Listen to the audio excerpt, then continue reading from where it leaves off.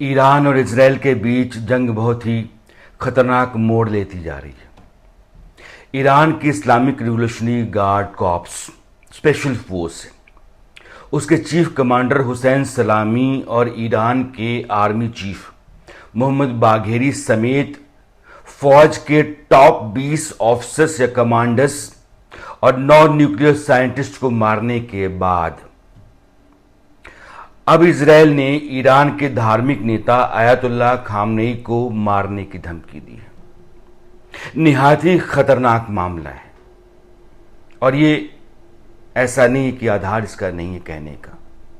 अमेरिकी अखबार the wall street journal ने एक रिलायबल सोर्स के हवाले से कहा है कि इजरायल का मानना है कि खामनेई भी उसकी रेंज से बाहर नहीं है, उन पर भी उसकी नजर है, उसके दायरे में है, जब चाहे हमला कर सकता है। इस धमकी की गंभीरता का अंदाजा आप इस बात से भी लगा सकते हैं कि इजरायल के हमले में ईरान के जो बड़े लोग मारे गए उनमें खामनेई के करीबी अली शाम खानी भी थे, बेहद करीबी, आप राइट हैंड कह सकते हैं। जाहिर है ईरान के लिए यह बहुत बड़ी चिंता की बात है कि वो अपने सबसे बड़े नेता या धार्मिक नेता को सुरक्षा इतनी दे कि उनको कोई नुकसान ना हो सके।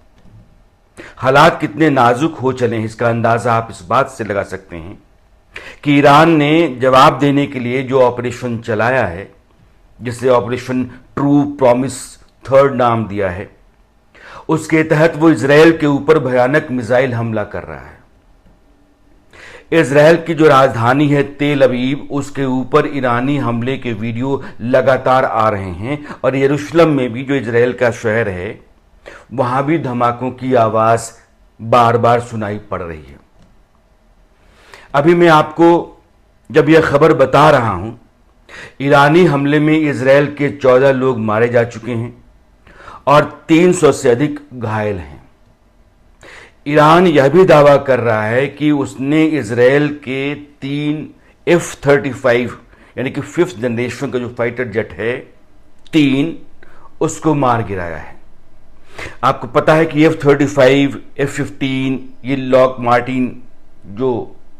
लॉकहीड मार्टिन अमेरिकी कंपनी है, उसके विमान अमेरिका ने इजरायल की वायुसेना को दुश्मन पर कहर बरपाने के लिए या लड़ने के लिए दिया है और अमेरिका आज भी खुल्लम खुल्ला इजरायल के साथ खड़ा है। उसको यह कहने में तनिक भी गुरेज नहीं है कि इजरायल ईरान पर हमला कर रहा है, उसके न्यूक्लियर इंस्टॉलेशंस को निशाना बना रहा है, यह बात उसको पता है। बीती रात दोनों देशों की तरफ से एक दूसरे पर जमकर मिसाइलें बरसाई गईं। इजरायल ने ईरान की राजधानी तेहरान में जो रक्षा मंत्रालय के हेडक्वार्टर है और ईरान का जो दक्षिणी सूबा है बुशहर, वहां ऑयल एंड गैस फील्ड है, उस पर बमबारी की। बुशहर में दुनिया की सबसे बड़ी ऑयल फील्ड है। आपको पता होगा कि ईरान अमेरिका और रूस के बाद दुनिया का तीसरा सबसे बड़ा गैस उत्पादक देश है, नेचुरल गैस। उसका बड़ा हिस्सा उस बुशहर सूबे में है या वहां से निकलता है जहां इजरायल ने हमला किया। ईरान की जो इस्लामिक रिवोल्यूशनरी गार्ड कॉर्प्स है वो ये कह रहे कि इजरायल के ताजा हमले में फाइटर जेट्स के फ्यूल प्रोडक्शन यूनिट और एनर्जी सप्लाई सेंटर्स को टारगेट किया गया है। इस अटैक में इजरायल ने बड़ी संख्या में ड्रोन और मिसाइलों का इस्तेमाल किया, यानी कि जो हमला इजरायल की तरफ से किया गया वो ड्रोन और मिसाइलों के जरिए किया गया।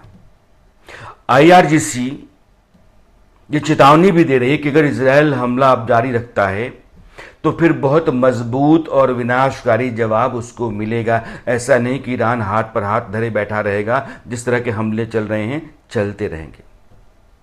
लेकिन आप इजरायल को जानते हैं, वो किसी बात की परवाह करने वाला देश नहीं है।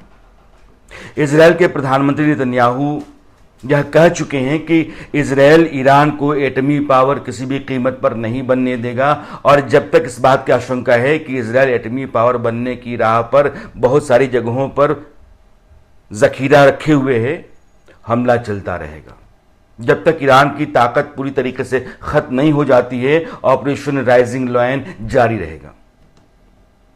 यानी कि इजरायल अपने मिशन को रोकने के मूड में तनिक भी नहीं है। पिछले 2 दिनों के इजरायली हमले में ईरान में 138 लोग मारे जा चुके हैं। और यहां मैं आपको दोबारा बता दूं कि इन मारे गए लोगों में 9 न्यूक्लियर साइंटिस्ट हैं और 20 से ज्यादा ईरानी फौज के कमांडर्स हैं, या थे भी कह सकते हैं आप। इसके अलावा जो लोग मारे गए, 350 से अधिक लोग घायल हैं। सवाल यह है कि इजरायल बहुत छोटा देश होने के बावजूद ऐसा क्या है कि वह हर जंग में हावी रहता है। 21,000 वर्ग किलोमीटर का देश, हरियाणा के बराबर का, 1 करोड़ की आबादी। आप कह सकते हैं कि उसकी सेना और अत्याधुनिक हथियार उसकी बड़ी ताकत है। लेकिन इस बात को नजरअंदाज नहीं किया जा सकता है कि इजरायल की खुफिया एजेंसी मोसाद उसके लिए तुरुप का इक्का है। जहां कुछ भी नहीं चलता है वहां मोसाद चलता है। शुक्रवार शनिवार की रात जब इजरायल ने ईरान पर हमला किया तो उसके एयर डिफेंस सिस्टम को, यानी ईरान के एयर डिफेंस सिस्टम को नाकाम करने में जो बड़ी भूमिका रही वो मोसाद की रही, इजरायल की खुफिया एजेंसी।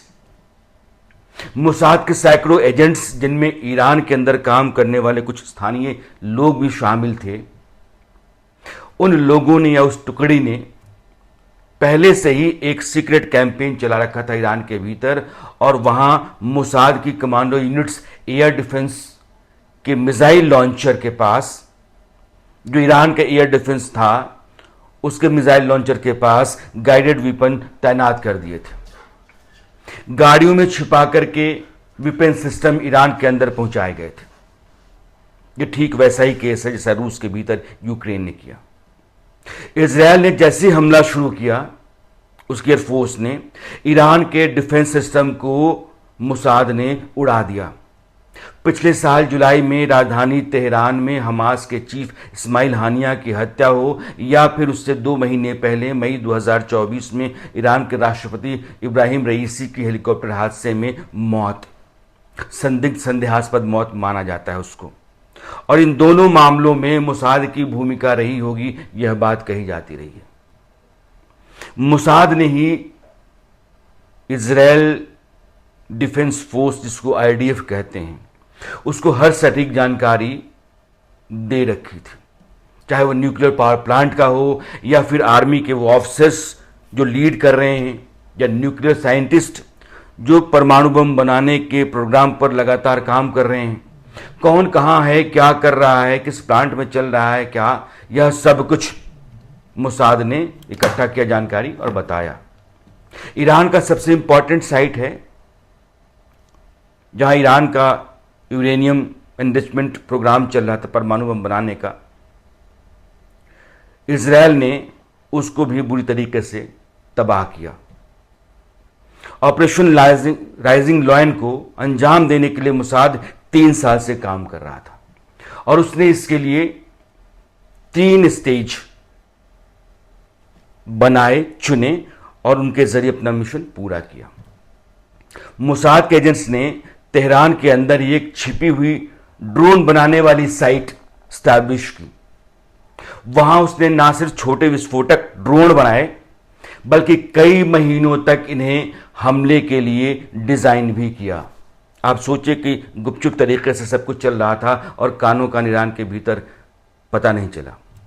सेकेंड स्टेज में उन ड्रोन्स को मोसाद ने ईरान के स्ट्रैटेजिकली इंपॉर्टेंट लोकेशंस और डिफेंस सिस्टम के पास डिप्लॉय किया, वहां लगाया।